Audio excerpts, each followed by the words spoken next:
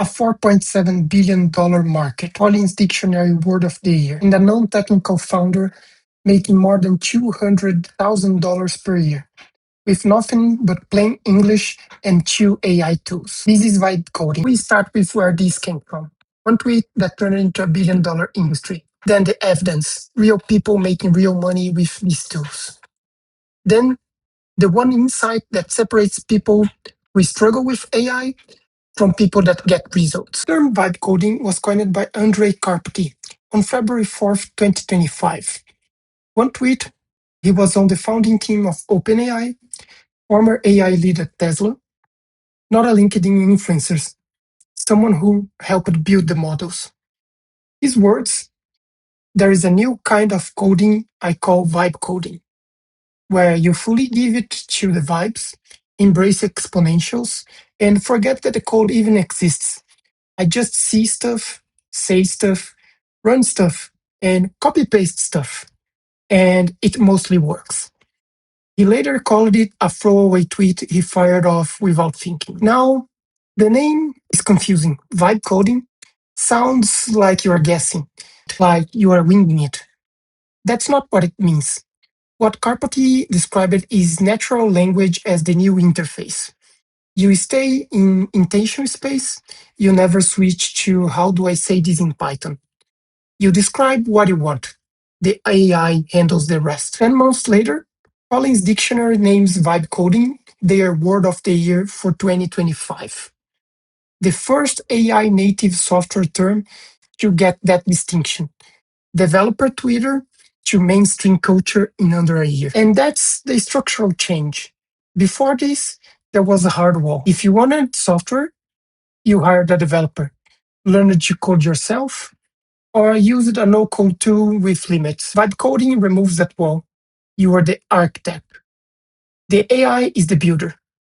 You describe what you want in plain English and it gets built. Let me give you the data that moved this from interesting concept to I need to learn this. Y Combinator, the most prestigious startup accelerator in the world, their winter 2025 batch, a quarter of accepted startups had code bases that were 95% AI code generated. And here's the important part. YC's managing partner said, and I quoted, it's not like we funded non-technical founders. Every one of these people is highly technical, completely capable of building from scratch. But now 95% is built by AI. These are engineers who chose not to code. The tools were faster than doing it themselves. Dominic Petrola, a non-technical founder, runs a platform called Tina. $203,000 in annual recurring revenue. For tools, Claude Code by $20 and $15 a month, and Lovable costing $25 a month. That's less than $250 a month for her whole tech stack. She wrote about it publicly, and she was honest. Quote, vibe coding accelerates execution, but doesn't replace strategic thinking. She can prototype in an afternoon, but shipping to paying users is a different game. We also have Peter Levels, who is doing more than $250K a month, built a flight simulator in less than 3 hours, and has more than 6 deployed apps, which he is controlling just using agents. The market side, Lovable just raised $330 million at a $6.6 billion valuation. December 2025, the vibe coding market overall is estimated at $4.7 billion in 2026. This isn't speculative. Venture capital is pricing in a structural shift. And Petrola proved that you don't need a CS degree to be on the right side of it. Here's the failure mode I see constantly and experience myself. People open Claude Code, type something like, make me a tool that does X, and what comes back either doesn't work, half works, or breaks on the first try. They conclude, this isn't for me, I'm not technical enough. Wrong diagnosis. This is the oldest rule in computing. Garbage in, garbage out. It was true in the 80s with spreadsheet. It was true in the 2000s with database, and it is true right now with AI. If you give a vague instruction, you get a vague result.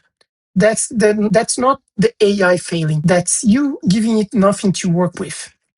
Make me a tool that summarizes my emails. That's garbage in. Which emails, what format, what does summarize mean? Generated a generic script, crashed on the first try. No error handling, saved to wrong directory. Now, if we give it a better prompt like read Gmail CSV, sender subject body, output new CSV with one sentence summarized per row, skip empty, log errors, save as summary underscore date.csv, I am on macOS. It can complete. It created email summarizers.python. It reads the CSV, generate the AI summaries, skip empty rows, logs errors to errors.txt, output summary into a CSV file. Run successfully on first attempt. The same happens if you give it a vague prompt, build me a website. What kind of website? For whom? How many pages? Generate a blank React template, a placeholder text, no design, no structure. Now, if you give it something like, I want a landing page, a fitness coach, hero plus CTA, 3 testimonials, pricing with 2 tiers, dark theme, orange, React Tailwind, deploy to Vercel. It can complete and generate a pretty good looking web page for you. And this is the example that we will work today. If you say to it, automate my invoices, automate what exactly? Which invoices? What format? If script needs one PDF type, fails on all others. No output path specified, which is different if you give it a prompt like read every PDF in invoices folder, extract their vendor name, their date, the total into a single CSV. If a PDF fails, skip, plus log the file name. macOS, no complex dependencies. And here it completes and generates something useful for you. Okay, so enough theory, let's build something. Here's the scenario. I have a folder that has several invoices. I want a script that reads each one, pulls out the vendor name, invoice date, and total amount, and put it all into a spreadsheet. This is something that a finance person or a freelancer might do manually every month. Watch, I'm going to describe what I need in plain English. I have a folder of PDF invoices. Each PDF has a vendor name, an invoice date, and a total amount somewhere in it. I want you to read every PDF in this folder, extract those 3 fields, and compile them into a single CSV. If a PDF can't be read, skip it and note the file name in the CSV. Save the output in the same folder. I am on a Mac. Okay. Now let's change to plan mode and let's see what we can get. While it is thinking, I want to show you guys the PDFs. So here you have an invoice for Acme Consulting. Then you have an invoice for Bright Media Studio, an invoice for Cloud Stack Hosting, one from Global Freight, and then an invoice that it should not be able to read it. I hope that our script can check that this is not readable and propose on the spreadsheet that one of the invoices it could not fill. It came back up with the plan. So the context it is that it have an invoices folder which contains 5 PDF invoices. The user needs a script to extract vendor name, invoice date, and total amount from each PDF, compile into a single CSV, and gracefully handle unreadable files. No tooling exists yet. This is a fresh setup working from the WAT framework. What I learned from the PDFs, this is checking what it already saw on the PDFs. So it already identified that 4 out of the 5 PDFs are digitally generated with consistent structure. And one of them has no extractable text. The approach it is to write a single Python script, which it will explain out here. If I'm not comfortable with all of these dependencies, I can ask it to check it properly. So, Claude, can you please check if any dependency to execute this plan is safe? Can you do a fully audit on it? Okay, now it will think it through.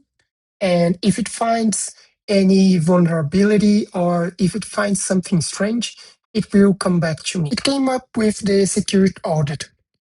It found out 3 different packages. It is saying that all packages are safe. The final verdict, it is safe to use. The dependency chain is minimal, well maintained, and has zero no vulnerabilities.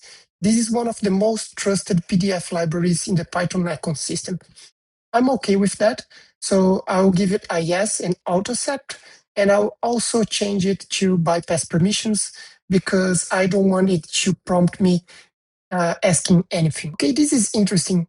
While it was doing the first try, it said that all 4 readable invoices were extracted, handwritten, scan skipped, X expected. Okay, so far so good.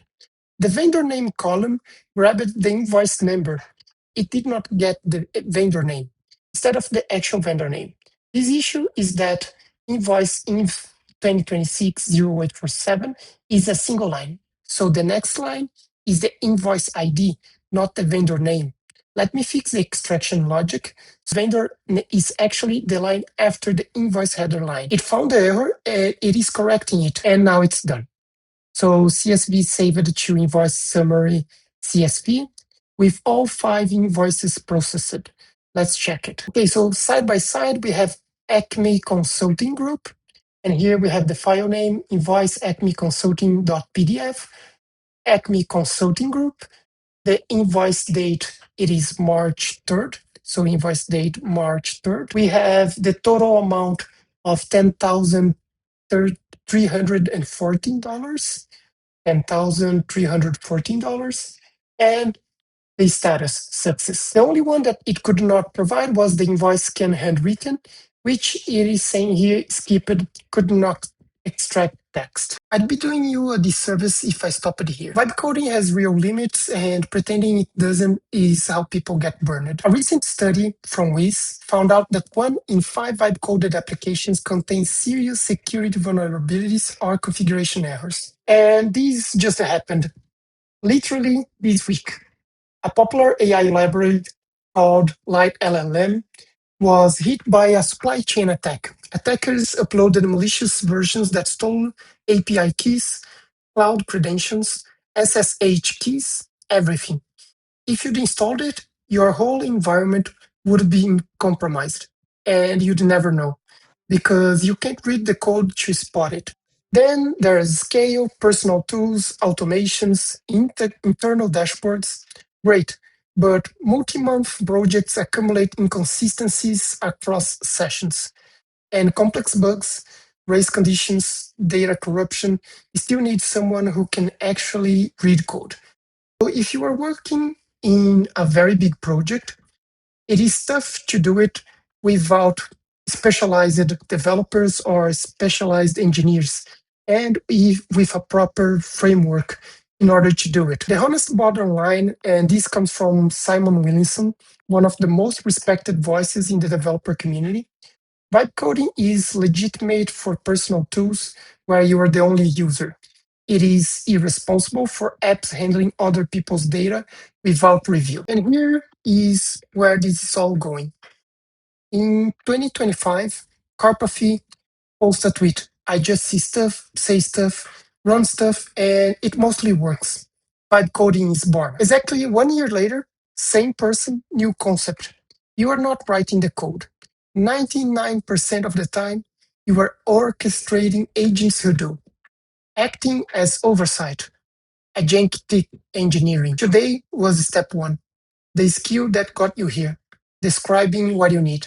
It's the same skill that takes you further. If you found this useful, subscribe. I publish one of these every week, and they build on each other.